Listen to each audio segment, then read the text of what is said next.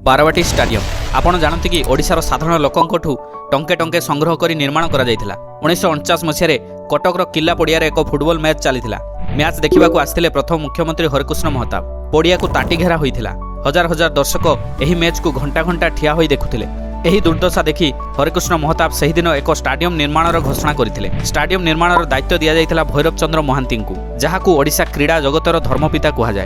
1950 मसीह stadium भित्ति पड़िथिला और बारवाटी दुर्ग निकट में अवस्थित होइथिबारु स्टाडियम नाम रखागला बारवाटी स्टाडियम। केवल सरकारी पांठी नुहे, पांठी जोगाड़ पाई बारवाटी राफेल नामक 1 टंकिया लॉटरी आरंभ होइथिला, जहाँ सारा ओडिशावासी को यही निर्माण सह जोड़ीथिला। 1958 मसीह निर्माण है प्राय 45,000 दर्शकों क्षमता विशिष्ट ओडिशार सबुठु बड़ स्टाडियम। बारवाटी स्टाडियम रे केवल क्रिकेट मैच नुहे, फुटबॉल टूर्नामेंट मध्ये अनुष्ठित हुए। केवल ओडिशा क्रिकेट दलर होम ग्राउंड नुहे, आईपीएल सीजन रे Deccan chargers, Kolkata night risers और किंग 11 पंजाब भली दलर होम ग्राउंड भाव व्यवहृत होइछि। बारवाटी स्टाडियम केउ जिल्लार अवस्थित कमेंट करंतु।